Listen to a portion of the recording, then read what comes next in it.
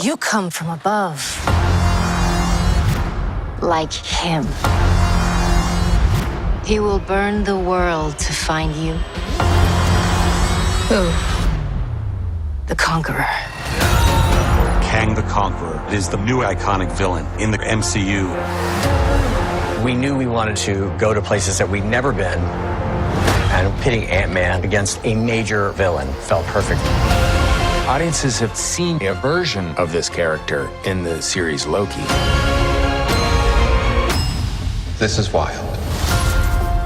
In our film, he's very different. Kang is an infinite number of different personas. And you need an actor to be able to pull that off, and that is Jonathan Majors. He can rewrite existence and shatter timelines. In this film, this is really a side of him we haven't seen. This is his baddest self. I will take my revenge on those who banished me. And I will burn them out of time. I think the film is ultimately about how time plays within our relationship. Love, friendship, legacy, Ant-Man versus Kang. This is it. People are gonna lose their mind.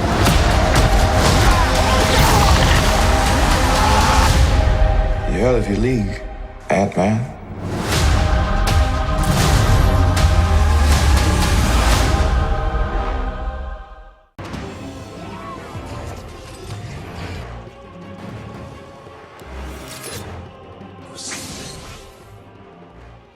So in today's video, we're talking about Ant-Man 3. So last night, it was the world premiere for Ant-Man 3. The social media early reactions are out for this movie. And yes, they are very, very positive. But based on the plot leak now pretty much being 100% confirmed, I can see why this movie is gonna bang. So, yo, what is freaking good, YouTube? Warstu here. If you are new around here, make sure to subscribe to never miss any of the Marvel, DC, pop culture, kaiju, Multiverse-based content we do.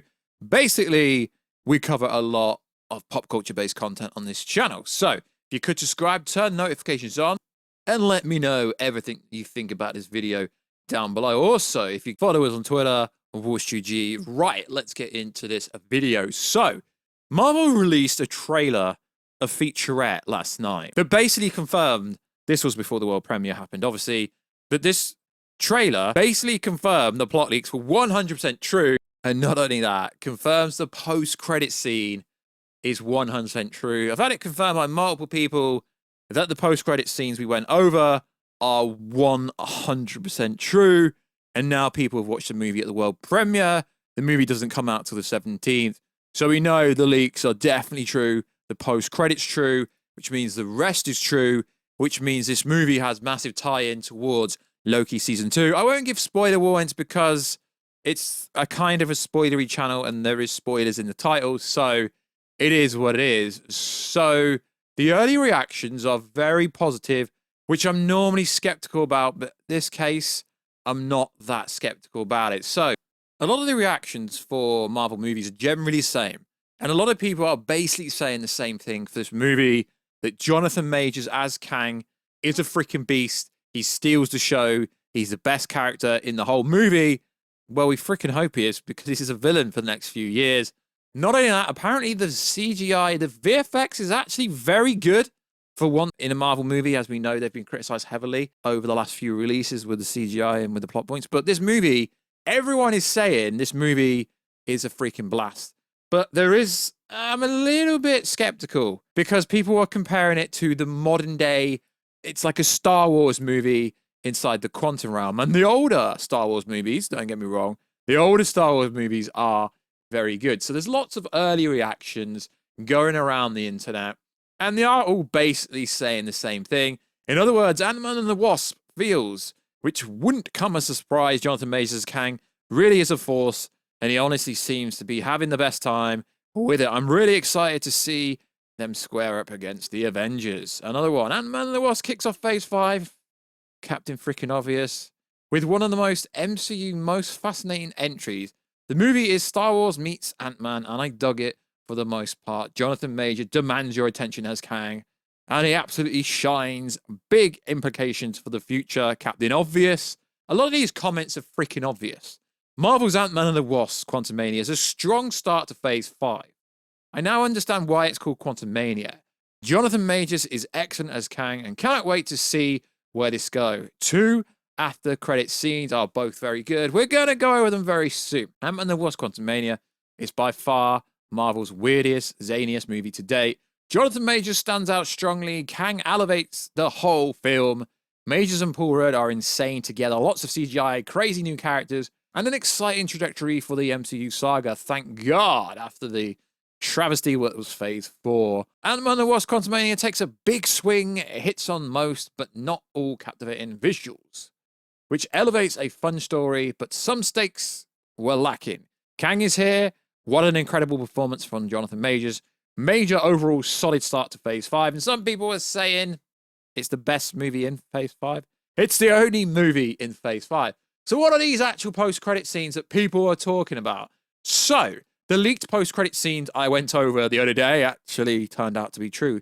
So, it's worth saying that we'll have to go over the ending of the movie as well because it kind of ties into it. So, at the end of the film, Kang the Conqueror is potentially killed, and I somewhat now believe he is because the post-credit scenes are real.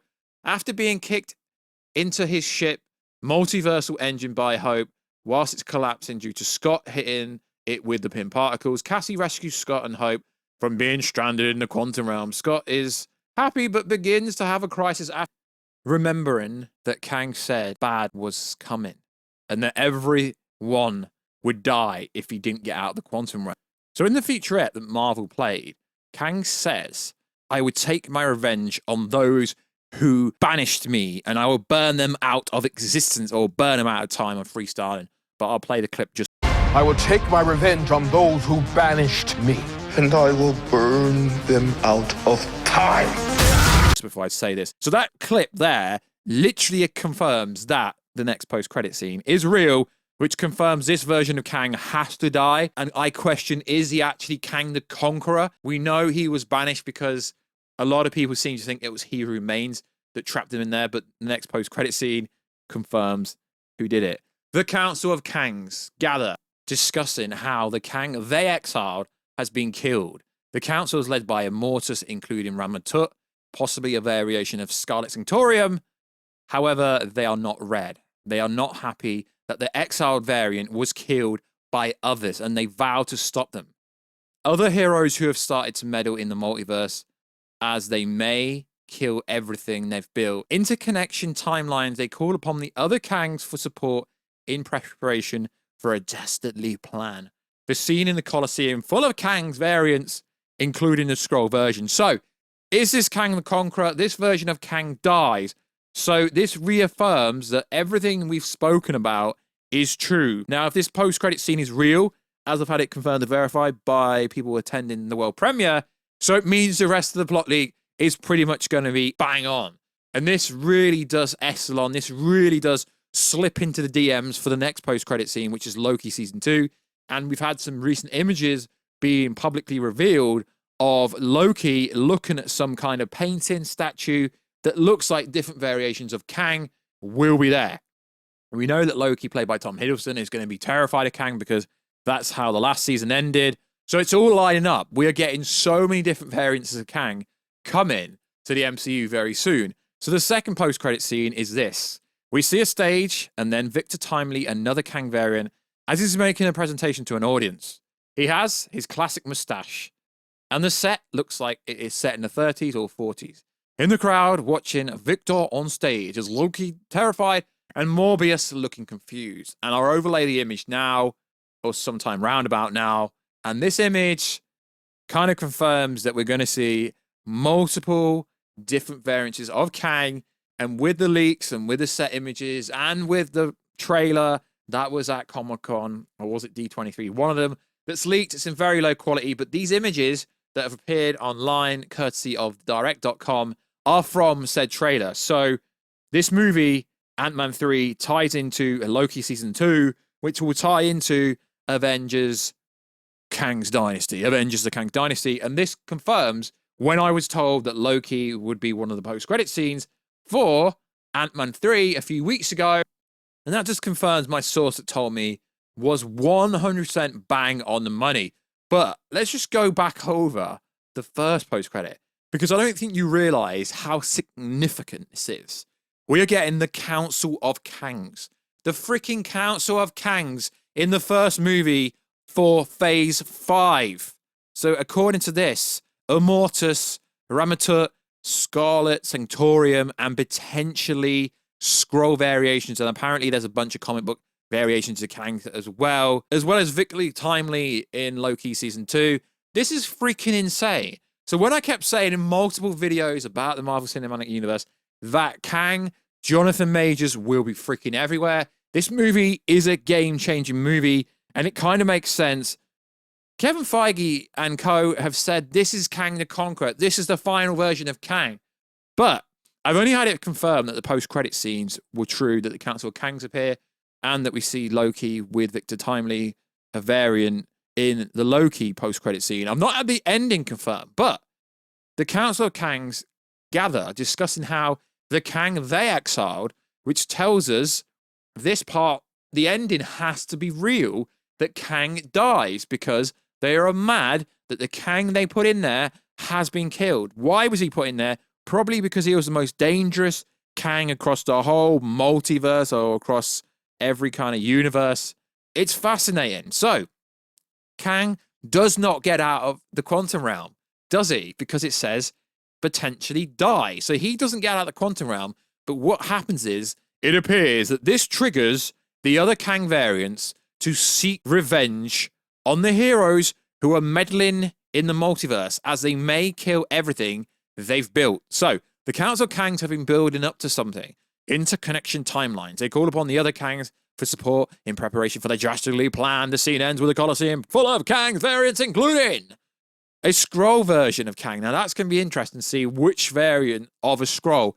It could be any character in the MCU. Apparently there will be some surprise faces. Maybe the surprise faces could be in the Council of Kang scene. So I've actually done this video a few days ago, but we're doing this video now to affirm it and reconfirm it. And the fact that Marvel recently put a feature out where Kang says, I am going to burn everyone who banish me to the quantum realm. I will take them out of time. They would cease to exist.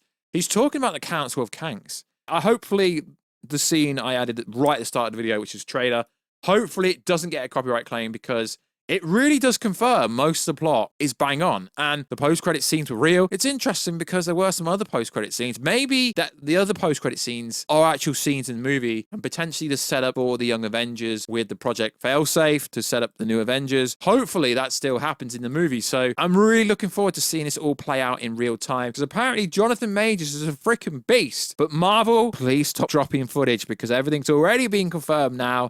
I know we're so far out and they're gonna have a Super Bowl trailer at the weekend, but Marvel, please stop dropping trailers that show so much. Channels like me cover leaks and all these kind of theories and stuff like that, so we know it's real already, but it's like reading a book and a book gets turned into a movie. It's not the same thing. You can know exactly what's going to happen, but until you see it with your own eyes, it's kind of irrelevant. And also, it hypes me up even more for Loki Season 2, because it ties in massively, and we know the plot leaks and the rumors that we're getting multiple variants of Kang is going to be 100% real. So like always, guys, check us out on Instagram at Warstu to see the beautiful face behind the beautiful voice. Check us out on Twitter, WarstuG, and I will catch you in another video very soon. Catch ya later.